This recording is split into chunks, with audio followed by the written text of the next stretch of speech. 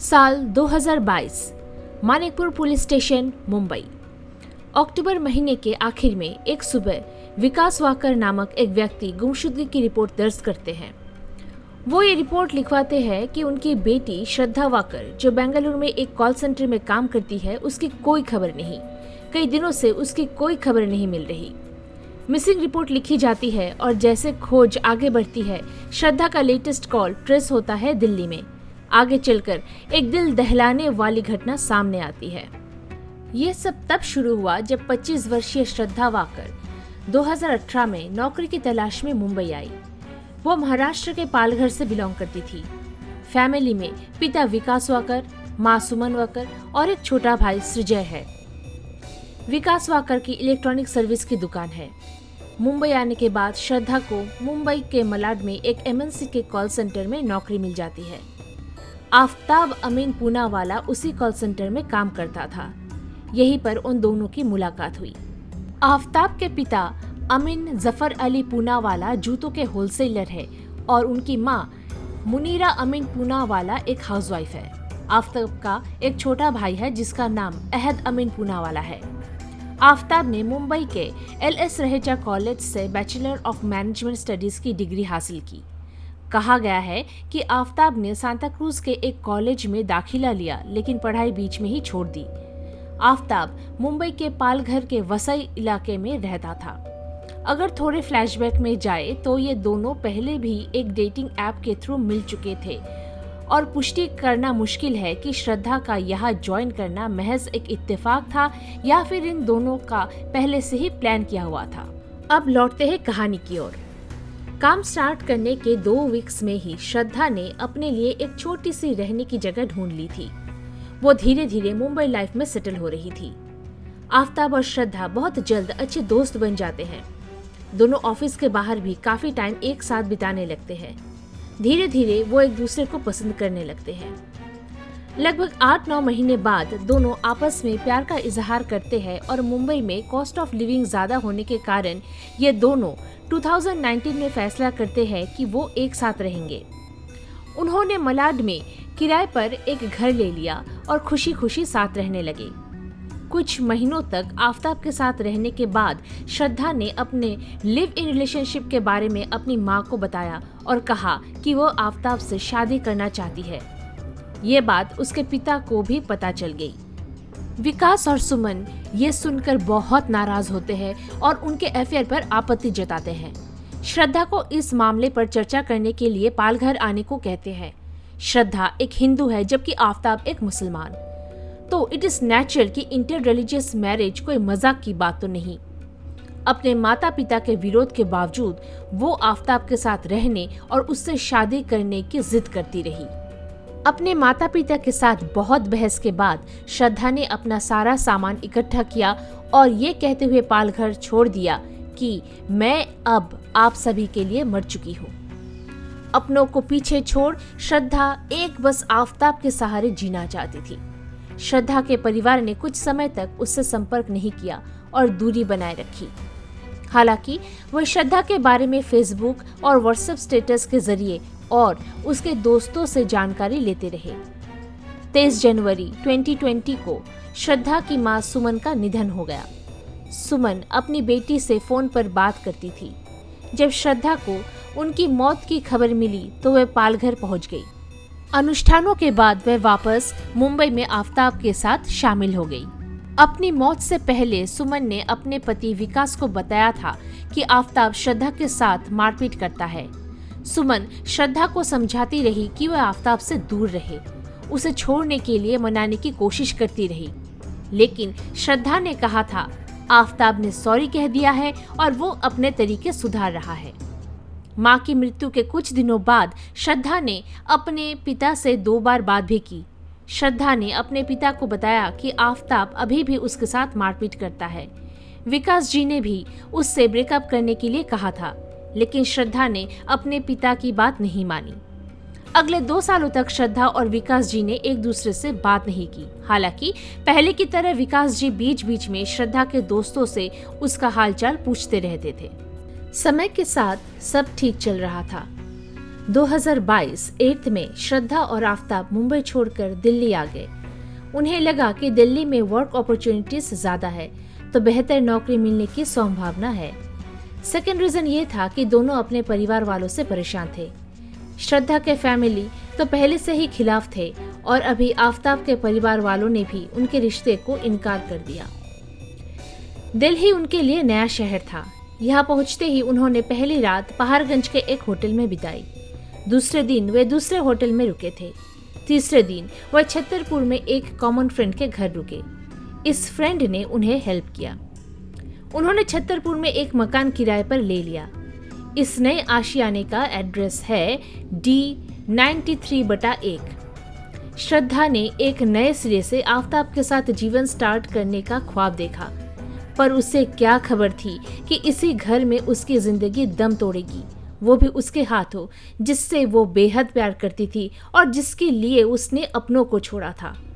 श्रद्धा ने दिल्ली में नौकरी की तलाश शुरू कर दी और आफताब को कॉल सेंटर में नौकरी मिल चुकी थी। श्रद्धा काफी समय से अपने पिता और भाई के संपर्क में नहीं थी, लेकिन उन्हें श्रद्धा के दोस्तों से पता चला था कि वो और आफताब अब दिल्ली में है। सितंबर 2022 को श्रद्धा के भाई सृजय को पता चलता है कि श्रद्धा का फोन पिछले 2 महीनों से बंद है और उससे संपर्क नहीं हो पा रहा है।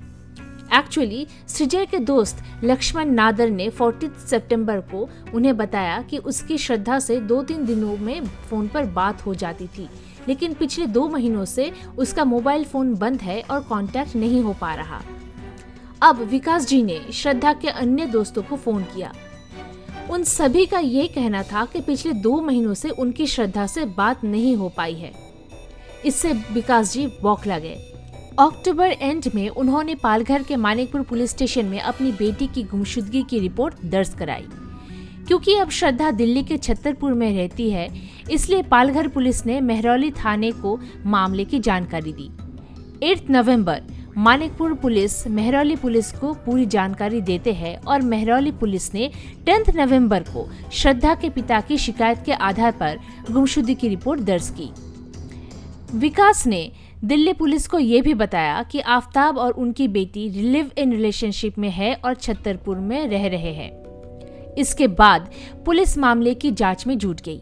सबसे पहले उन्होंने आफताब के मोबाइल फोन को ट्रैक करना शुरू किया। आफताब के मोबाइल फोन की लोकेशन से पता चला कि 19 मई से वह दिल्ली में था। उन्हें यह भी पता चला कि श्रद्धा का फोन 19 मई से बंद है। इसके बाद मेहरौली पुलिस हरकत में आ गई और आफताब के घर पहुंच गई और वे उससे पूछताछ करने लगे। आफताब पुलिस को घुमाने के लिए कई सारी कहानियां बनाने लगा। पहली कहानी जो आफताब ने बनाई वो ये है कि मई के सेकंड हाफ में उसका और श्रद्धा का झगड़ा हुआ था और झगड़े के बाद वह घर छोड़कर चली गई थी। घटना के बाद उसने कई बार श्रद्धा से बात करने की कोशिश की, लेकिन उसका मोबाइल फोन बंद था। पुलिस ने आफताब के घर की तलाशी ली, लेकिन कुछ नहीं मिला। पूछताछ के दौरान पुलिस को आफताब पर शक होने लगा और लगा कि वह कुछ छुपा रहा है। जब पुलिस ने उस पर सख्ती की तो उसने जो कहानी सुनाई उसे सुनकर सभी की रूह कांप उठी। ये 18 मई 2022 की रात थी जब श्रद्धा और आफताब के बीच उनके छतरपुर स्थित घर में झगड़ा हुआ। ये वही मुद्दा था जिससे उनके रिश्ते में तनाव और करवाहट भर गई थी। हमेशा की तरह श्रद्धा आफताब को शादी के लिए कहने लगी और आफताब इनकार करता रहा। आफताब का ये कहना था कि वह दोनों बिना शादी के एक साथ है, खुश है, तो क्यों शादी के बंधन में बंधना। आफताब श्रद्धा को बार बार कहता रहा कि शादी की बात करके क्यों वो अपने अच्छे लम्हों को बर्बाद कर रही है। आफताब बिल्कुल शादी नहीं करना चाहता था। पहले जब भी इस बात पे दोनों की बहस होती तो कुछ देर बाद बहस वही रुक जाती, पर इस बार हालात बेकाबू हो गए। इस बार झगड़ा इतना जबरदस्त था कि आफताब ने गुस्से में श्रद्धा की गला घोंटकर हत्या कर दी। आफताब तब तक गला दबा के रखा जब तक न उसका गुस्सा कम हुआ, पर तब तक सब खत्म हो चुका था। श्रद्धा की जान जा चुकी थी। खुद को संभलकर अब आफताब सोचने लगा कि शव को कैसे ठिकाने लगाया जाए। अगले दिन यानी 19 मई वह स्थानीय बाजार गया और तिलक इलेक्ट्रॉनिक्स की दुकान से एक बड़ा नया फ्रिज लाया और एक आरी भी खरीदी। ब्लीच, एसिड ये सब भी खरीदा, पर अलग अलग दुकानों से। इसके बाद घर पहुंचकर वो श्रद्धा के बॉडी को बाथरूम ले आया, शावर ऑन किया और उसने बाथरूम में श्रद्धा के शव के छोटे छोटे टुकड़े कर दिए। शव के टुकड़ों को रखने के लिए उसने पॉलिथीन बैग भी खरीदे थे, लेकिन मई का महीना था और दिल्ली की गर्मी से शव से बदबू आने लगी। बॉडी जल्दी डिकम्पोज हो रहा था और बदबू फैल रही थी। आफताब बदबू को मिटाने के लिए रूम फ्रेशनर का इस्तेमाल करता है। क्योंकि आफताब आरी चलाने में आदी नहीं था, तो वह बॉडी काटते वक्त उसके दाहिने हाथ में एक गहरा जख्म हो जाता है, जिसका इलाज करवाने वो डॉक्टर के पास भी जाता है। डॉक्टर के पूछने पर वो ये बताता है कि फ्रूट्स काटते वक्त उसके हाथ में यह घाव लगा था। फिर धीरे धीरे आफताब शव को 35 टुकड़ों में काटकर नए खरीदे हुए फ्रिज में रखता रहा। श्रद्धा का कटा हुआ सर भी फ्रिज में रख दिया। उसने उसी फ्रिज में खाना, पीने का पानी और दूध रखा था। फ्रिज खोलकर खाना लेने में आफताब को कोई परेशानी नहीं होती, क्योंकि एक दिन में पूरे शरीर को वह टुकड़ों में नहीं काट सकता था, इसलिए उसने आधे कटे शरीर के टुकड़ों को भी फ्रिज में रख दिया। फिर उसने जोमेटो से खाना ऑर्डर किया। इसके बाद आफताब ने आराम किया। रात 2 बजे वह शव के टुकड़ों को पॉलिथीन बैग में लेकर मेहरौली वन क्षेत्र में चला गया और शरीर के हिस्सों को वहां बिखेर दिया। वो रोज ऐसे ही कुछ कुछ टुकड़े साथ ले जाता और तय किए हुए जगह पर फेंक आता। आफताब ने एक डायरी मेंटेन की हुई थी कि उसने कौन सा बॉडी पार्ट कहाँ फेंका है। इस डायरी से पुलिस को काफी मदद मिली है। आफताब वापस आकर उसी कमरे में सोता जहां फ्रिज के अंदर रखा था श्रद्धा का कटा हुआ सर। ये भी पता चला कि श्रद्धा के मौत के कुछ ही दिनों बाद आफताब ने अपना एक नया गर्लफ्रेंड अपने घर ले आया था। दोनों ने अच्छा क्वालिटी टाइम भी बिताया और उसी फ्रिज से खाना निकाला और खाया भी। कटे हुए सर को ठिकाने लगाना आसान नहीं था। इस बात का भी ध्यान रखना था कि कटे हुए सर से शव की पहचान ना हो। बहुत सोचने के बाद आफताब कटे हुए सर को बैग में लेकर घर से निकला। सुनसान जगह पे उसने सर को बैग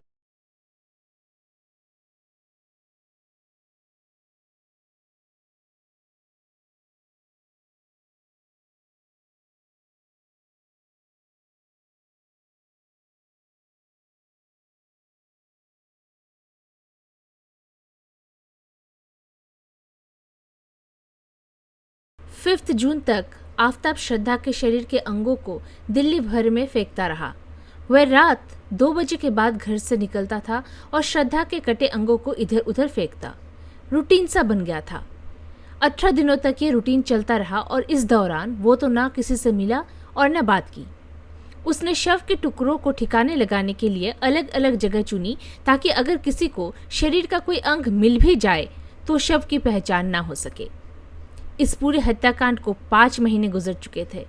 इन 5 महीनों में श्रद्धा के बॉडी पार्ट्स डिकम्पोज हो गए। रह गई बस कुछ हड्डियाँ। श्रद्धा नामक एक लड़की बस गुमनामी में दिल्ली के इधर उधर खो गई। उसके हड्डियों के टुकड़े अवशेष रह गए। श्रद्धा के लापता होने की रिपोर्ट लिखवाने के बाद आफताब से पूछताछ के लिए 2 बार बुलाया गया, पर आफताब ने बस ये कहलवाया कि श्रद्धा और वो अब साथ नहीं रहते। आफताब का परिवार भी शिफ्ट हो गया। कहा गए किसी को नहीं पता।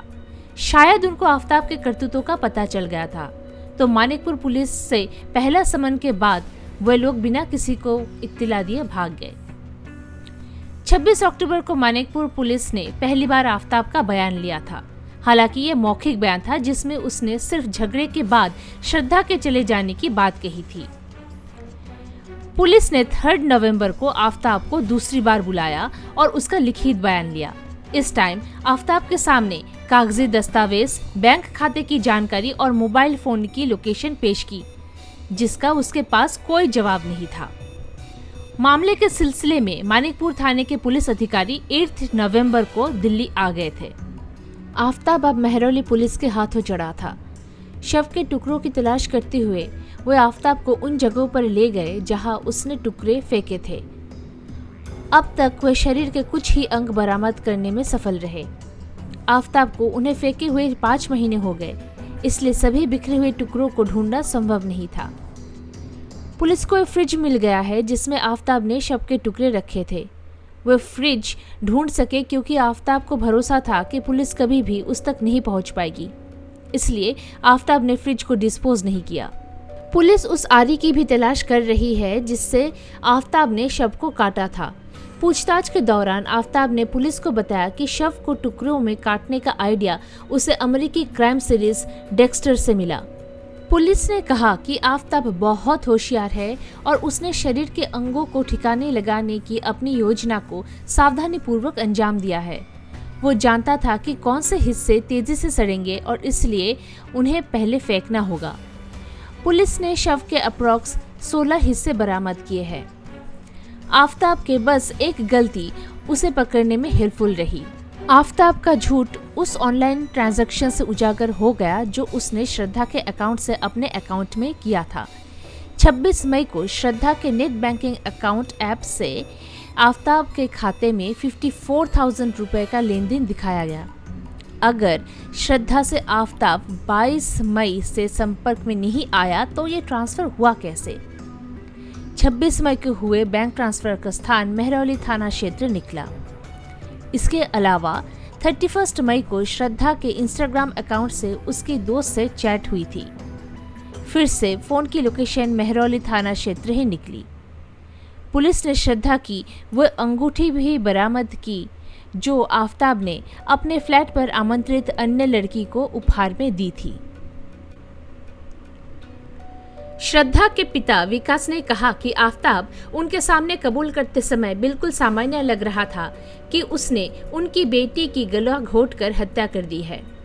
आफताब ने उसे ये भी बताया कि उसने उसके शव को छोटे छोटे टुकड़ों में काटकर दिल्ली भर में फेंक दिया था।